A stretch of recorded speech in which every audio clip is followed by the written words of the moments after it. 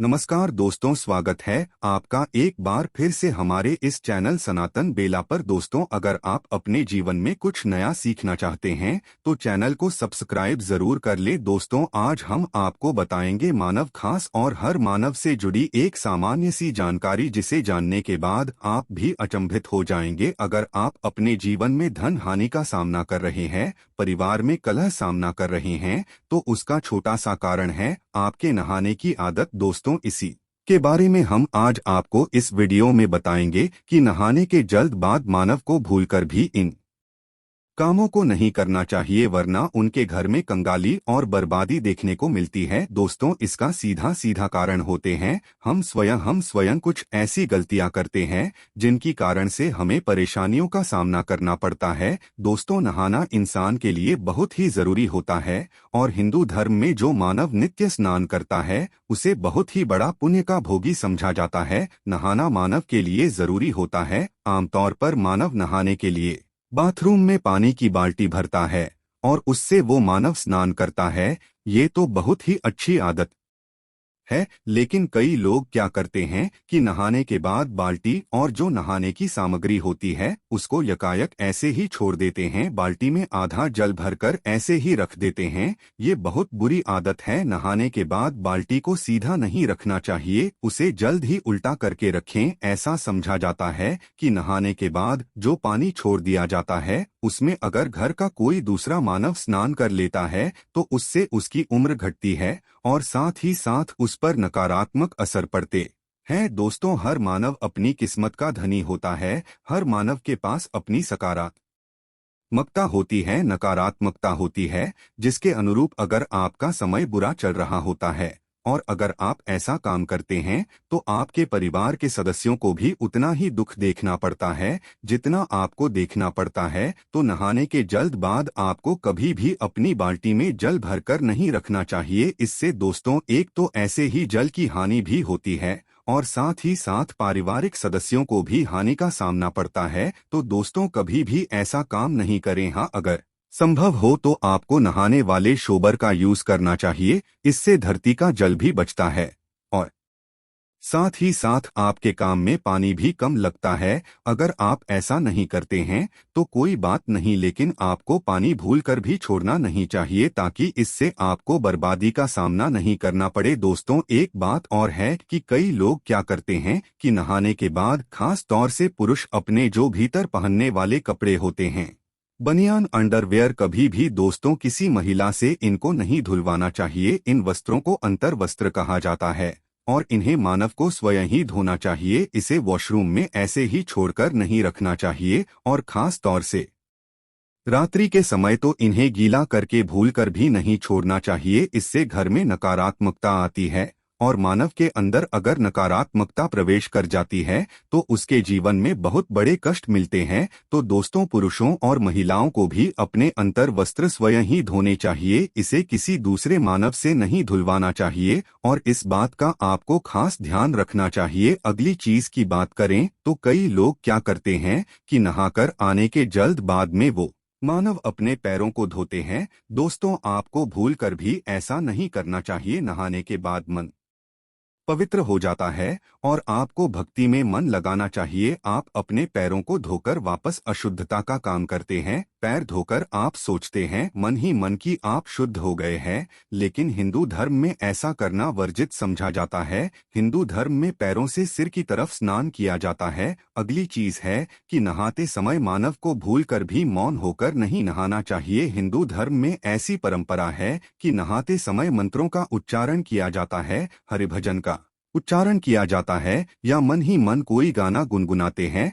जब आप नहा रहे होते हैं तो मौन होकर मानव को कभी भी नहीं नहाना चाहिए। वैज्ञानिक दृष्टि से भी इसे गलत समझा गया है। दोस्तों, खास तौर से सुहागिन महिलाओं को नहाकर आने के बाद जल्द सिंदूर नहीं लगाना चाहिए। ऐसा समझा जाता है कि अगर कोई महिला ऐसा करती है तो उससे उसके पति की आयु कम होती है। हाँ, सिंदूर तो नहाने के बाद ही लगाया जाता है, लेकिन जब आप नहाकर आए तब ध्यान रखना है कि अगर आपके बाल गीले हैं तब आपको सिंदूर नहीं लगाना चाहिए। ऐसा करके आप सिंदूर का अपमान कर रहे हैं और इसके साथ ही आपके ऊपर नकारात्मक असर आते हैं, नकारात्मक विचार आते हैं, तो आपको इसे लगाने से बचना चाहिए। हाँ, आप उसके बाद लगा सकते हैं। दोस्तों, इसी तरह नहाने के जल्द बाद आपको कभी भी नुकीली चीज जैसे कि नेल कटर का यूज हो, शेविंग हो, ये चीजें नहीं करनी चाहिए। दोस्तों, ये चीजें नहाने के पहले की जाती है। अगर नहाने के बाद आप ये चीजें करते हैं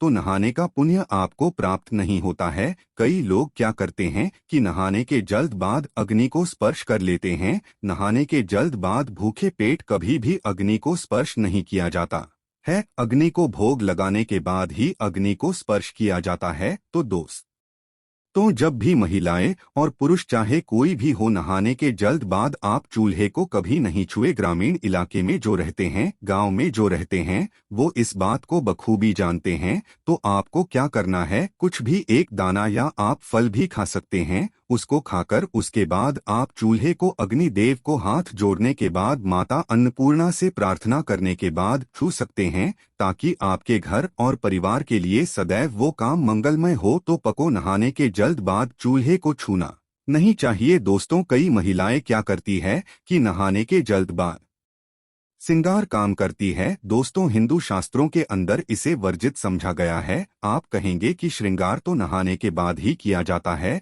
तो आपकी बात बिल्कुल सही है। लेकिन नहाने के जल्द बाद आपको सबसे पहले अपने बालों को सुखाना चाहिए, और अगर आपके खुले बाल है तो इसे आपको पहले लेना चाहिए। दोस्तों, ऐसा समझा जाता है कि खुले बालों में नकारात्मक शक्ति बहुत ही जल्द प्रवेश कर जाती है, और गीले बालों के साथ में नहीं, बल्कि आपको गीले बालों को सुखाकर ही आपके आगे भले काम करने चाहिए। तो अगर आपके बाल गीले हैं तब आपको कभी भी श्रृंगार काम नहीं करना चाहिए, ताकि आपको उसका पुण्य प्राप्त हो, ना कि आपको उसका हानि देखने को मिले। कई लोग क्या करते हैं कि नदी स्नान करते हैं, तो आपको ये जरूर ध्यान रखना चाहिए कि जब भी आप नदी स्नान करें तब नदी का स्नान करने से पहले सबसे पहले आपको अपने हाथों से, आप जब नदी के अंदर प्रवेश करें तब आपको नदी माता को प्रणाम और साथ ही अपने स्वास्थ्य की अच्छी मनोकामना मांगने के साथ ही नदी में प्रवेश करना चाहिए। और जब आपका स्नान पूरा हो जाए तब आपको ध्यान रखना चाहिए कि जल की कुछ बूंदें आपको भगवान सूर्य देव को अर्पित करनी चाहिए। अगर आप ऐसा नहीं करते हैं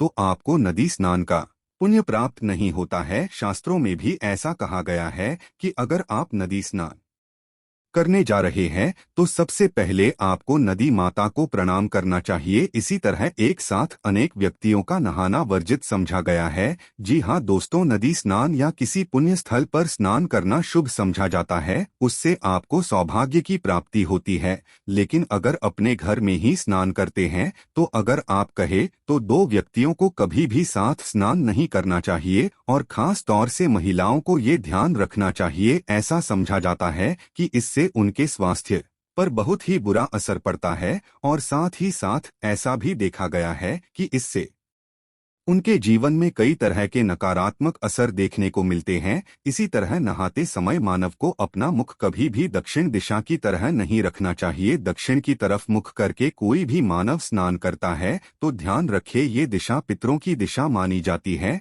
एक बार ऐसा हुआ तो कोई बात नहीं, लेकिन अगर आप ऐसी गलती बार बार कर रहे हैं, लगातार आप ऐसा कर रहे हैं, तो आपके ऊपर पितरी दोष हावी हो जाते हैं। तो आपको इससे बचना चाहिए। दोस्तों, इसी तरह समझा जाता है कि सूर्यास्त के बाद कभी भी स्नान नहीं करना चाहिए, खास जब सूर्य अस्त हो रहा है उस समय।